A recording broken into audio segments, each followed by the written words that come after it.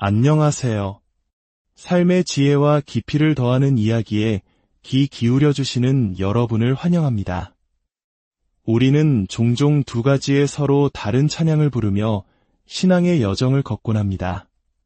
하나는 이 세상은 내 집 아니네, 내 모든 보화는 저 하늘에 있네 라고 노래하며 이 땅에서의 삶을 잠시 머무는 순례길로 여기는 찬양입니다. 천사들이 하늘문에서 우리를 부르니 이 세상에 더는 미련을 둘 수 없다고 고백하지요. 이 가사는 성경의 여러 구절들을 떠올리게 하며 우리에게 깊은 공감을 줍니다. 그런데 우리는 또 다른 찬양도 함께 부릅니다. 참 아름다워라, 주님의 세계는 이라는 찬양입니다. 이 노래를 부를 때면 우리는 귀를 기울여온 자연이 노래하는 소리를 듣고 바위와 나무, 하늘과 바다에 깃든 하나님의 위대한 솜씨를 느끼며 마음의 평안을 얻습니다. 그렇다면 우리는 어떤 태도를 가져야 할까요? 이 세상은 그저 빨리 벗어나야 할 나그네의 길일까요? 아니면 하나님께서 만드신 아름다운 아버지의 세계일까요? 이 세상은 우리가 미워하고 거부해야 할 대상일까요? 아니면 사랑하고 가꿔야 할 터전일까요? 놀랍게도 성경은 이 두 가지 모두가 맞다고 이야기합니다. 이 혼란스러운 질문에 대한 해답은 세상이라는 단어가 성경 안에서 어떻게 사용되는지를 깊이 이해하는 데에 있습니다. 마치 우리가 일상에서 하나의 단어를 여러 가지 의미로 사용하듯이 성경 속 세상이라는 단어에도 다양한 의미의 결이 존재합니다. 신약 성경에서 세상으로 번역된 헬라어 단어 코스모스는 총 186번이나 등장합니다. 특히 요한복음과 요한일서에서 집중적으로 사용되는데요. 이 단어는 크게 세 가지 의미로 나눌 수 있습니다. 첫째, 세상은 하나님께서 창조하신 모든 피조물, 즉 우주 만물을 의미합니다. 요한복음 1장 10절은 세상은 그로 말미암아 지은 바 되었으되라고 말하며 여기서 세상은 바로 이 우주 전체를 가리킵니다. 둘째, 세상은 인류가 살아가는 거처, 즉 우리가 발을 딛고 서 있는 이 땅을 의미합니다. 요한복음 3장 19절은 빛이 세상에 왔으되라고 말하는데 이는 성육신하신 예수님께서 바로 이 땅, 인류의 역사 속으로 들어오셨음을 뜻합니다. 셋째, 세상은 죄와 죄인들의 영역, 즉 타락한 인류의 시스템을 의미합니다. 이 세 번째 의미는 다시 두 가지 측면으로 나뉩니다. 한편으로 세상은 악한 자, 즉 사탄의 지배 아래 있는 타락한 체제를 말합니다. 요한일서 5장은 온 세상은 악한 자 안에 처한 것이며 라고 분명히 밝힙니다. 이 세상은 우리를 유혹하고 하나님으로부터 멀어지게 만들며 우리를 미워하고 핍박합니다. 이것이 바로 성경이 우리에게 사랑하지 말라고 경고하는 세상입니다. 하지만 다른 한편으로 바로 이 타락한 세상은 하나님의 놀라운 사랑의 대상이 되기도 합니다. 우리가 너무나 잘 아는 요한복음 3장 16절 말씀처럼 하나님이 세상을 이처럼 사랑하사 독생자를 주셨으니 라고 할 때의 세상은 바로 이 죄악으로 가득 찬 세상 속에서 길을 잃고 방황하는 사람들을 가리킵니다. 하나님께서는 이들을 너무나 사랑하셔서 구원하기 위해 아들까지 내어주셨습니다. 이처럼 요한복음 1장 10절 한 구절 안에는 이 세 가지 의미가 모두 담겨 있기도 합니다. 그가 세상에 계셨으며 여기서 세상은 예수님이 오신 이 땅을 의미합니다. 세상은 그로 말미암아 지은 바 되었으되 여기서 세상은 우주 만물을 뜻합니다. 세상이 그를 알지 못하였고 여기서 세상은 하나님을 거부하는 타락한 인류를 말합니다. 이 두 가지 관점을 동시에 이해하지 못하면 우리의 신앙은 한쪽으로 치우치기 쉽습니다. 한쪽에서는 하나님이 세상을 사랑하셨다는 말씀에만 집중하여 세상 문화를 무분별하게 받아들이고 세속적인 가치에 물들어가면서 악한 자의 지배 아래 있는 세상의 위험성을 잊어버립니다. 반대로 다른 한쪽에서는 세상은 악하다는 생각에만 사로잡혀 모든 것을 정죄하고 비판하며 잃어버린 영혼들을 향한 하나님의 애끓는 사랑을 외면하는 차가운 신앙인이 되기 쉽습니다.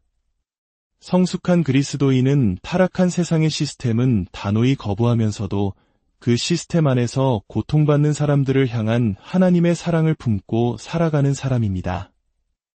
오늘 우리가 함께 깊이 묵상하고자 하는 말씀은 요한일서 2장 15절부터 17절까지입니다. 이 세상이나 세상에 있는 것들을 사랑하지 말라. 누구든지 세상을 사랑하면 아버지의 사랑이 그 안에 있지 아니하니 이는 세상에 있는 모든 것이 육신의 정욕과 안목의 정욕과 이생의 자랑이니 다 아버지께로부터 온 것이 아니요 세상으로부터 온 것이라. 이 세상도 그 정욕도 지나가되 오직 하나님의 뜻을 행하는 자는 영원히 거하느니라. 사도 요한은 성령의 영감으로 이 편지를 쓰면서 우리 마음속 깊은 곳에 세상을 사랑하려는 본능적인 끌림이 있다는 것을 너무나 잘 알고 있었습니다. 그렇기에 그는 단호하게 명령합니다. 세상을 사랑하지 말라. 그렇다면 우리가 사랑하지 말아야 할 세상의 것들이란 구체적으로 무엇일까요? 16절은 친절하게도 그 세 가지를 육신의 정욕, 안목의 정욕, 이생의 자랑이라고 설명합니다. 이는 흔히 악의 삼위일체라고도 불리는 세상의 유혹을 대표하는 세 가지 기둥입니다. 첫째, 육신의 정욕입니다. 이것은 우리 안에서부터 솟아나는 타락한 본성의 갈망을 의미합니다. 음란, 분노, 시기, 다툼과 같이 자기 자신을 만족시키려는 모든 이기적인 욕구를 포함합니다. 아침에 눈을 뜰 때부터 오늘 무엇이 나를 즐겁게 할까? 어떻게 하면 내 기분이 더 좋아질까? 를 먼저 생각하게 만드는 것, 이것이 바로 육신의 정욕의 본질입니다. 현대 사회는 이러한 욕망을 억누르는 것을 어리석다고 말하며 오히려 자신의 욕망에 충실한 것이 진정한 자기 자신을 찾는 길이라고 속삭입니다. 하지만 성경은 우리가 그러한 옛 본성을 따라 태어났을지라도 성령 안에서 완전히 새로운 사람으로 다시 태어날 수 있다고 선포합니다. 우리가 매일 접하는 미디어와 문화는 어떻습니까? 자극적인 가십, 폭력적인 콘텐츠, 음란한 농담들이 가득합니다. 처음에는 불편하게 느끼다가도 반복해서 노출되다 보면 우리는 점점 무감각해집니다. 마치 이런 것 같습니다. 공원 벤치에 앉아있는 남녀가 다른 사람의 시선은 아랑곳하지 않고 음란한 행동을 하고 있다고 상상해 보십시오. 우리는 아마 눈살을 찌푸리며 그 자리를 피할 것입니다. 친구에게 전화해서 여기 구경하기 좋은 장면이 있으니 빨리 와보라고 하지는 않겠지요. 그런데 왜 우리는 돈을 내고 극장의 거대한 스크린이나 내 손 안의 작은 화면을 통해 똑같은 장면을 보면서는 아무렇지 않게 여길까요? 세상은 이처럼 죄를 정상적인 것으로, 의로움을 이상한 것으로 보이게 만듭니다. 둘째는 안목의 정욕입니다. 육신의 정욕이 내면의 갈망이라면 안목의 정욕은 우리의 눈을 통해 들어오는 외부의 유혹입니다. 탐욕, 질투, 시기심, 그리고 눈으로 보는 음란한 자극들이 여기에 해당합니다. 에덴 동산에서 하와가 선악과를 보았을 때 성경은 그 나무가 먹음직도 하고 보암직도 하고 지혜롭게 할 만큼 탐스럽기도 한 나무였다고 기록합니다. 죄는 언제나 우리의 눈에 매우 매력적으로 보입니다. 특히 오늘날 대한민국 사회는 어떻습니까? SNS를 열면 남들이 가진 명품, 더 넓은 아파트, 화려한 휴가 사진들이 넘쳐납니다. 그것들을 계속 보다 보면 내 삶이 초라하게 느껴지고 나도 저런 것을 가져야만 행복해질 것 같은 거짓된 욕망에 사로잡히게 됩니다. 이것이 바로 안목의 정욕이 우리를 사로잡는 방식입니다. 1930년대 미국 영화계에는 헤이즈 코드라는 제작 윤리 강령이 있었습니다. 이 강령은 영화가 관객의 도덕적 기준을 낮추어서는 안 되며 범죄나 악행에 동조하게 만들어서는 안 되고 결혼과 가정의 신성함을 지켜야 한다고 규정했습니다. 죄는 매력적으로 그려져서는 안 되며 저급한 정욕을 자극해서는 안 된다는 내용이었습니다. 80여 년 전 세상의 영화 제작자들이 만들었던 기준을 오늘날의 우리는 얼마나 지키며 살아가고 있습니까? 우리는 수많은 미디어를 통해 죄가 평범한 것으로 심지어 멋진 것으로 포장되는 세상에 살고 있습니다. 셋째는 이생의 자랑입니다. 이는 자기중심적인 삶의 태도, 즉 세상의 부와 명예, 지위를 뽐내고 그것을 통해 자신의 가치를 증명하려는 교만을 의미합니다. 내 인생의 주인은 바로 나라고 외치며 자신의 행복을 최우선 순위로 두는 삶의 방식입니다.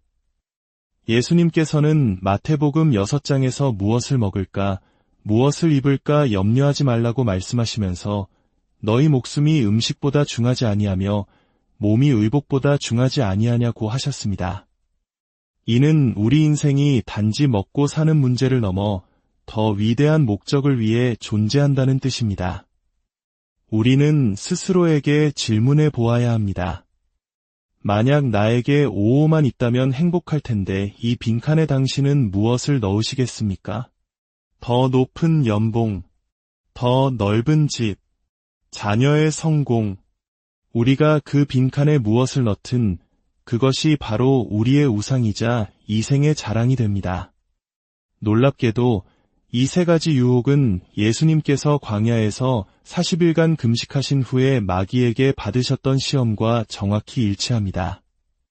마귀는 배고프신 예수님께 돌을 떡으로 만들라고 유혹했습니다.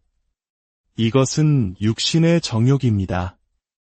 그는 천하만국의 영광을 보여주며 자신에게 절하면 모든 것을 주겠다고 속삭였습니다. 이것은 안목의 정욕입니다. 마지막으로 성전 꼭대기에서 뛰어내리면 천사들이 받들어 줄 것이니 당신이 하나님의 아들임을 모두에게 증명하라고 부추겼습니다.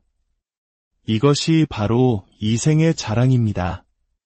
우리 주님께서 이 모든 유혹을 말씀으로 물리치셨듯이 우리 또한 그분을 의지하여 이 세상의 유혹을 이겨내야 합니다. 그렇다면 우리는 왜 세상을 사랑해서는 안 될까요? 성경은 두 가지 이유를 분명히 제시합니다.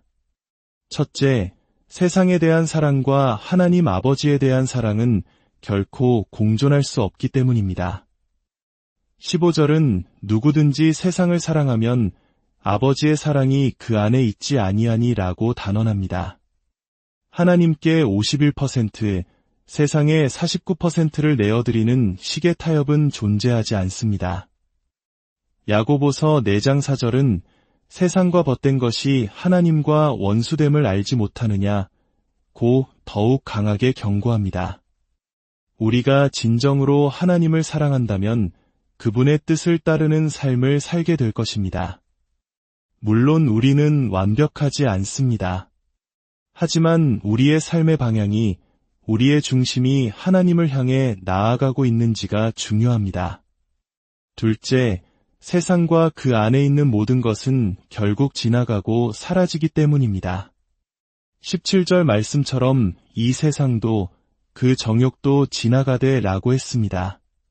우리가 그토록 갈망하는 세상의 쾌락, 부, 명예는 영원하지 않습니다.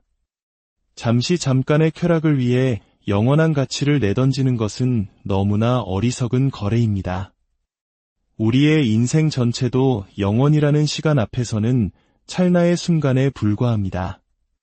우리는 이 짧은 순간을 무엇과 바꾸고 있습니까?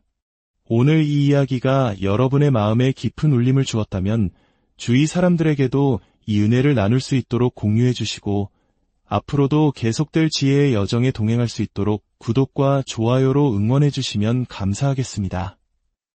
여러분의 작은 실천이 하나님의 사랑을 전하는 귀한 통로가 될 것입니다.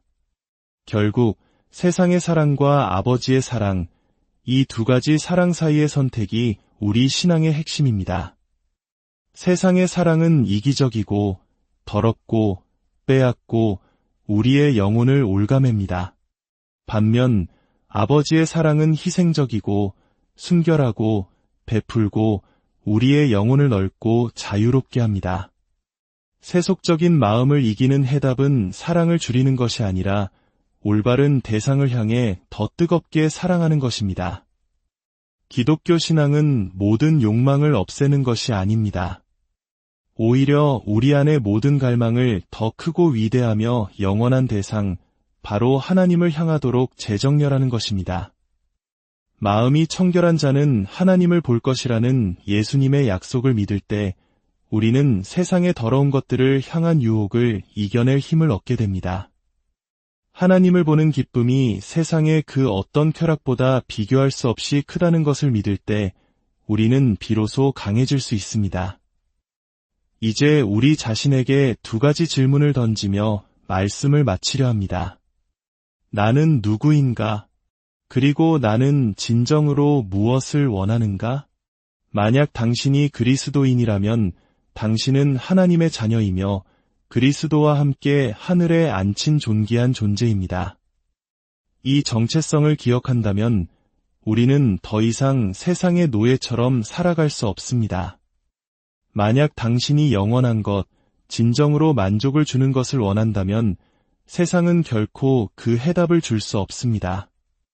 오직 하나님 아버지 안에서만 우리는 참된 우리 자신을 발견하고 우리 영혼의 가장 깊은 갈망을 채울 수 있습니다. 함께 기도하겠습니다. 하나님 아버지, 우리가 감히 아버지를 우리 아버지라 부를 수 있는 특권을 주심에 감사합니다. 혈통이나 육정으로나 사람의 뜻으로 나지 아니하고 오직 하나님께로부터 난 자녀라 불러주시니 그 사랑이 얼마나 놀라운지요. 우리에게 베푸신 아버지의 사랑이 어떠한지 늘 기억하게 하시고 우리가 누구인지 그리고 우리가 진정으로 무엇을 원하는지를 깨닫게 하소서. 이 자리에 있는 사랑하는 모든 이들이 그리고 이 말씀을 듣는 모든 이들이 세상이나 세상에 있는 것들을 사랑하지 않게 하시고 오직 아버지의 사랑이 우리 안에 거하여 그 사랑을 따라 살아가는 증거가 삶 가운데 드러나게 하여 주옵소서. 그리하여 우리가 순결하게 살고 영원토록 인내하며 승리하게 하옵소서. 이 모든 것을 가능하게 하시는 우리 주 예수 그리스도의 이름으로 기도합니다.